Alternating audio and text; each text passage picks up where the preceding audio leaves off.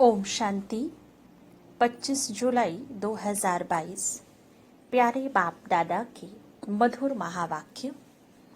मीठे बच्चे, पवित्रता का कंगन बांधो तो तुम्हें राज तिलक मिल जाएगा। पावन बनने की प्रतिज्ञा करो। प्रश्न, तुम बच्चों को अभी किस बंधन में बंधना है? उत्तर, बाप को याद करने का बंधन। इस बंधन में बंधने से तुम्हारे सब विकर्म विनाश हो जाएंगे और आगे विकर्म करने से बच जाएंगे। आत्मा पावन बन जाएगी। सेकंड प्रश्न, भक्ति मार्ग का फैशन क्या है?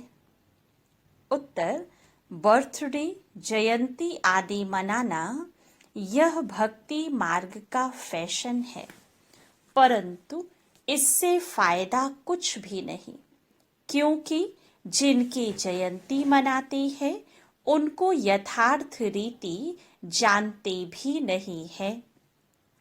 गीत, तू प्यार का सागर है। ओम शांति। अब गीत बच्चों ने सुना।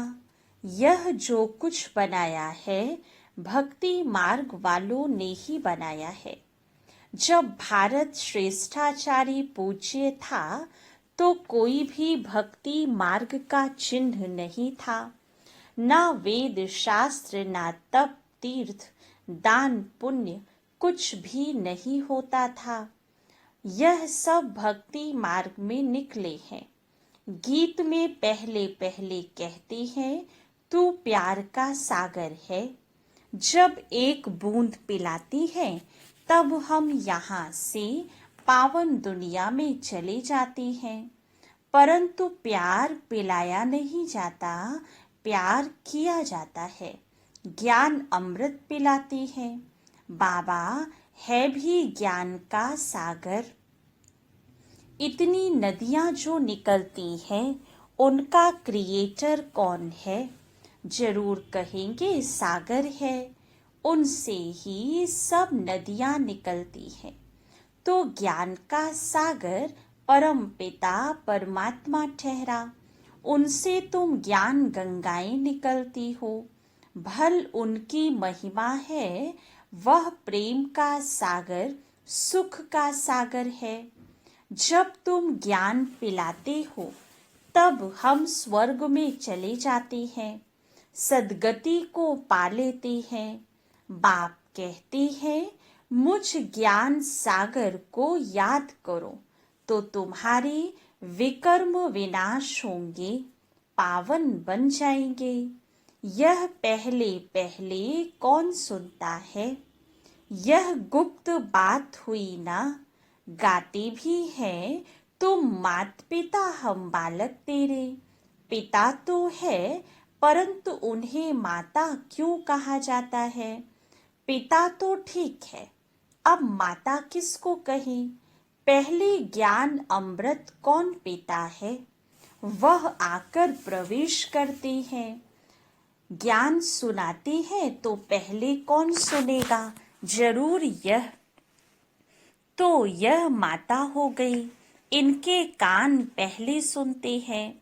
वास्तव में शरीर माता का नहीं है तो माता कहाँ से लाएं? इसलिए गाया हुआ है, जगदम्बा सरस्वती। सरस्वती को सितार है, वह है ब्रह्मा कुमारी। कुमारी की महिमा बहुत है, ब्रह्मा की इतनी महिमा नहीं है। इतने मेले नहीं लगते जितने जगदम्बा के मेले लगते हैं। जो ज्ञान ज्ञानेश्वरी है उसी पर ज्ञान का कलश रखते हैं। ज्ञान सागर वह है, उनको ही पतित पावन कहा जाता है। पतित है कलयुगी दुनिया, पावन है सतयुगी दुनिया। सतयुग में है लक्ष्मी नारायण का राज्य।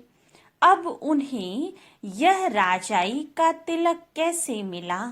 गाया जाता है, ज्ञान सागर जब आते हैं तब पवित्रता का कंगन बांधते हैं। बहन मुख्य गिनी जाती है, जो बैठ और बहन भाइयों को राखी बांधती है। पतित पावन बाप कहते हैं, तुम पवित्र बनो तो तुमको राज तिलक मिलेगा। यह बात है संगम की। जबकि मनुष्य पुकारती हैं, पतित पावन आओ, यहाँ तो राजाई है नहीं। बाप कहते हैं, तुम पतित भ्रष्टाचारी से पावन श्रेष्ठाचारी बनेंगे तो राजाई का तिलक तुमको मिलेगा। तिलक कोई दिया नहीं जाता है, यह तो समझाया जाता है। पतित दुनिया में तो है ही, पतित का पतित पर राज्य। अब पावन बनने की प्रतिज्ञा करो। प्रतिज्ञा अक्षर भी कहने में आता है, लेकिन है ज्ञान की बात। बच्चे जानते हैं, हम पतित पावन ज्ञान सागर बाप के बच्चे बने हैं, तो जरूर हमको पावन बनना होगा। बाकी तो रक्षा बंधन के दिन राखी बांधने व तिलक देने का सवाल नहीं उठता है। तुम तिलक कहाँ देते हो? भक्ति मार्ग में रस्म निकाल दी है, अर्थ तो कुछ भी समझते नहीं हैं। राज तिलक कब और किसको मिला, यहाँ तो है सारी ज्ञान की बात। तो तुमको जाकर समझाना है, यह तुम ब्राह्मणों का काम है। वह जो बहन भाइयों को राखी बांधती है, परंतु वह खुद पवित्र थोड़े ही रहती है। पहले कुमारी है तो पावन है, फिर पतित बन पड़ती है। माताएं कन्याएं दोनों राखी बांधने जाती हैं, तो क्या दोनों पवित्र हैं? माता तो है ही अपवित्र, तो अपवित्र को अपवित्र राखी बांधे तो फायदा कुछ भी नहीं होता। रियलिटी में जो होता है उनका फिर यादगार मनाया जाता है। जैसे कृष्ण जयंती हो गई, फिर बाद में बैठकर मनाते हैं। यादगार अथवा बर्थडे मनाना यह तो एक फैशन पड़ गया है। इसमें तो कुछ फायदा नहीं सिवाय खर्चे के। शिव जयंती मनाती है अर्थात बर्थडे मनाती है, परंतु उन्हों को तो कुछ पता नहीं है। शिवरात्रि व शिव जयंती रियल में कब हुई थी? रियलिटी से फायदा होता है, अनरियलिटी से नुकसान ही होता है। यह है ही झूठी दुनिया। राखी उत्सव भी झूठा मनाते हैं, वास्तव में है पवित्रता की बात। पवित्रता की ही प्रतिज्ञा की जाती है। यह तो अभी शुरू हुआ है। पहले तो यह भी नहीं जानते थे कि पतित पावन कौन है, वह कैसे आकर राखी बांधते हैं। तो तुम कभी पतित नहीं बनना। तुम भी सबको यही कहते हो, आज से प्रतिज्ञा करो, हम पावन बनाने वाले बाप से स्वर्ग का स्वराज्य लेंगे, पावन जरूर बनेंगे। पतित बनाने वाले रावण की सेना बड़ी तंग करती है। बाप कहते हैं, अब तुम मेरी याद से पावन बनते जाएंगे, विकर्म भस्म होंगे। भगवान वाच, मामेकम याद करो, तो इस योग अग्नि से तुम पवित्र बनोगे। इसमें तो राखी की कोई बात ही नहीं। पतित पावन बाप कहते हैं, मेरे को याद करने से तुम्हारे पास्ट के विकर्म विनाश हो जाएंगे और आगे भी कोई विकर्म नहीं होंगे, क्योंकि तुम पवित्र ही रहेंगे। तुम कितना अच्छी रीति समझाते हो। ब्रह्मा कुमार अथवा कुमारियां, पुरुष भी तो ब्रह्मा कुमार है ना। महिमा माता को दे दी है। माता गुरु तो एक हो भी नहीं सकती। यह प्रवृत्ति का मार्ग है। त्योहार जो मनाते आते हैं वह अंधश्रद्धा से कर लेते हैं पैसा कमाने के लिए। आगे ब्राह्मण लोग तो एक ही किस्म की राखी ले जाते थे, मेल फीमेल सबको बांधते थे, एक पैसा मिल जाता था। कोई साहूकार आना 2 आना भी दे देते थे। कोई बड़ा साहूकार होता था तो 1 रुपया दे देते थे। अभी क्या कर दिया है, बहन राखी बांध तिलक देती है, फिर भाई बहन को अच्छी खर्ची देते हैं, गिन्नी भी देंगे, 50 रुपया भी दे देते हैं। रस्म ही बदल गई है ब्राह्मण का काम। तुम तो हो सच्चे ब्राह्मण मुख वंशावली, वह तो है कुख वंशावली। तुम ब्राह्मण ही देवता बनते हो, ब्राह्मण बन फिर पावन बनना शुरू करते हो। पतित पावन है ही एक बाप। अब कन्या राखी बांधने जाती है, फिर अगर जाकर अपवित्र बनती है तो तिलक तो गुम हो जाता है, राजाई मिलती नहीं है। यहाँ तो परम पिता परमात्मा ऑर्डिनेंस निकालती हैं कि जो पवित्र बनेंगे वह पवित्र दुनिया के मालिक बनेंगे। पावन तो सिर्फ तुम बनते हो। तो तुमको पहले पहले यह समझाना चाहिए कि राखी बंधन है ही पवित्रता की निशानी। तुम इस काम शत्रु को जीतो तो पवित्र बन जाएंगे। मुझे याद करते रहो। याद का बंधन बड़ा कड़ा है, क्योंकि जन्म जन्मांतर के पापों का बोझा सिर पर है। यह बाप ही समझाती है कि सतयुग से त्रेता तक तुम पवित्र थे, पवित्र स्वराज्य था। वह कैसे स्वराज्य पाया? यह ड्रामा का चक्र इस रीति फिरता है। पतित पावन बाप ने आकर सबको कहा है कि पवित्र बनो, जो ब्रह्मा मुख वंशावली है। कमल फूल समान गृहस्थ व्यवहार में रह पवित्र बन बाप को याद करती हैं, वही ऊंच पद पाती हैं। 5000 वर्ष पहले भी ऐसे हुआ था, अब भी होना है। आजकल की दुनिया देखो कैसी है। गीत भी तो है ना, आज के इंसान को क्या हो गया। कहाँ नया भारत स्वर्ग और कहाँ पुराना भारत नर्क।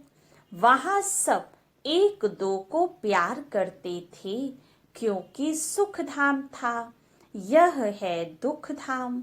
रावण ने राज्य छीन लिया, राम और रावण की कहानी बनानी पड़ी। 5000 वर्ष पहले राम राज्य था, स्वराज्य था। अब बाप कहते हैं माँ में कम याद करो, गृहस्थ व्यवहार में रहते कमल फूल समान बनो, तो पवित्र दुनिया का राज तिलक मिलेगा।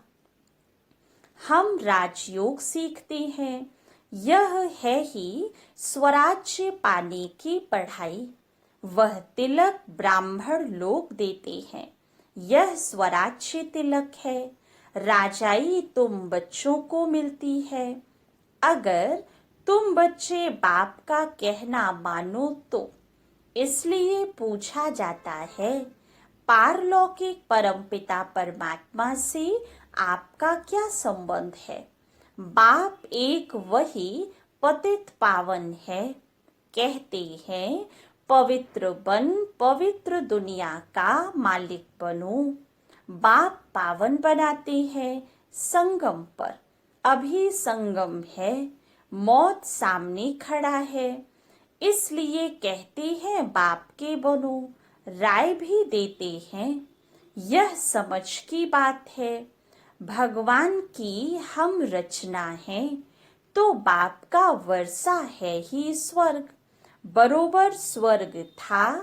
तुम कहते भी हो भक्तों को भगवान आकर अपने धाम ले जाएंगे।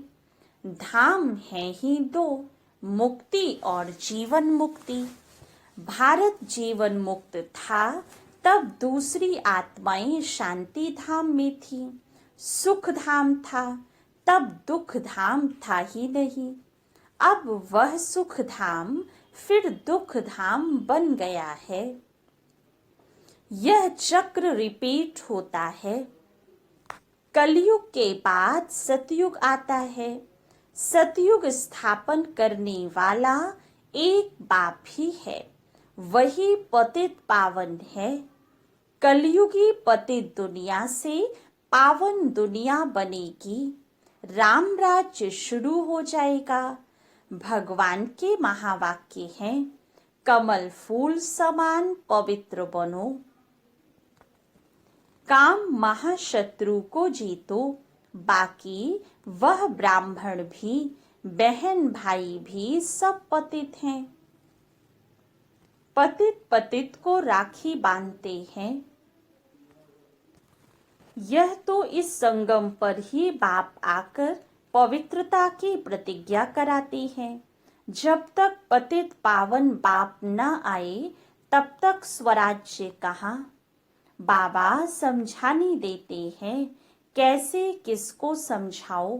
बोलो, पहले तुम कहते हो पतित पावन आओ, यह किसको कहते हो।